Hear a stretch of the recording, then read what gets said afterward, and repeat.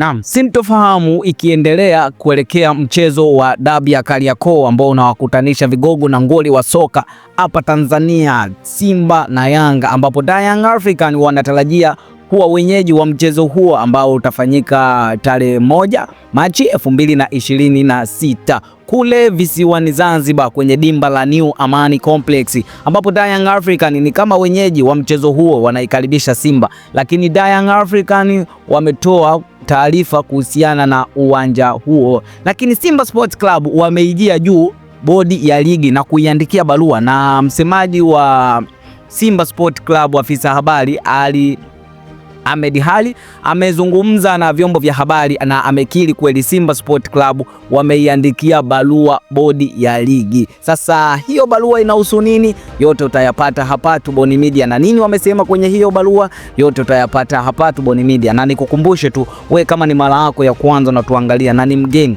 hakikisha umesubscribe na kubonyeza alama ya kengele, kwani kwa kufanya hivyo utakuwa umejiunga na familia hii ya michezo. So kama wewe mwana michezo na unapenda burudani na unapenda vitu vizuri, hakikisha umesubscribe na kubonyeza alama ya kengele, na kuhakikishia utaenjoy. Hapa ndipo nyumbani kwa burudani. Sasa tunaenda kuangalia mchezo wa dabi ya Kariakoo, ambapo mpaka leo imebakia takriban siku 9 kuelekea mchezo huo ambao utapigwa tarehe 1, ambapo Young African watakuwa kama wenyeji wa mchezo huo. Lakini Februari 15 msemaji wa Young African, hapa tunazungumzia Ali Shabani Kamwe, ambaye alitoa taarifa juu ya uwanja ambao utatumika kwenye dabi ya Kariakoo dabi, na tarehe 16 bodi ya ligi 6 Februari TPLB bodi ya ligi ikaja kutoa taarifa kuhusiana na uwanja tena ambao utatumika. Mara kwanza kabisa, mtu wa kwanza kutoa taarifa hizo alikuwa ni msemaji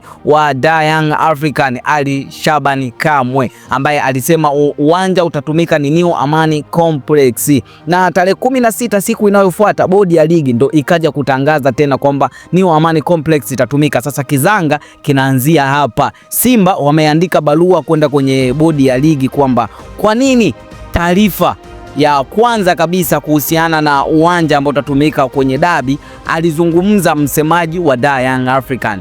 Hiyo ndo swali lao la kwanza kwa bodi ya ligi. Kwa nini taarifa ya kubadilishwa kwa uwanja na kuchezewa New Amani Complex ilizungumzwa kwanza na msemaji wa Young African? Kwa nini haikuzungumzwa kwanza na bodi ya ligi? Hilo ndo swali la Simba Sport Club. Lakini swali lingine ni kwamba kanuni gani imehusika kwenye kuhamisha uwanja, kwani wenyewe wanajua kanuni ya ligi kuu NBC Premier League.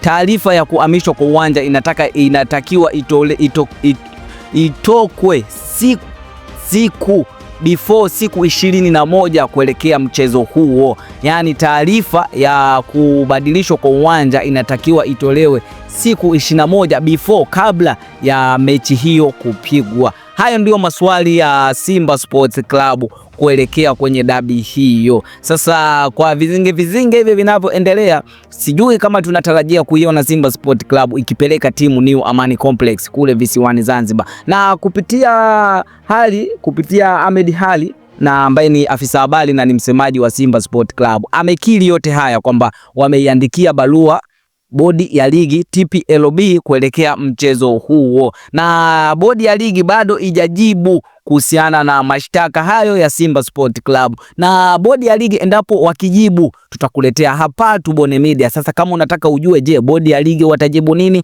yote utayapata hapa Tubone Media. Hakikisha umesubscribe ili kuendelea kupata muendelezo wa kisa hiki cha Simba. Hivyo basi turudi kwako wewe mpenzi mtazamaji, je, unasemaje? Simba wana haki au wamezingua? Tukutane kwenye comment hapo na utuambie unaangalia hii video ukiwa sehemu gani. Tukutane kwenye comment na unaitakia Simba ukiwa sehemu gani. Mimi ni Tubone Media, hadi wakati mwingine, bye bye.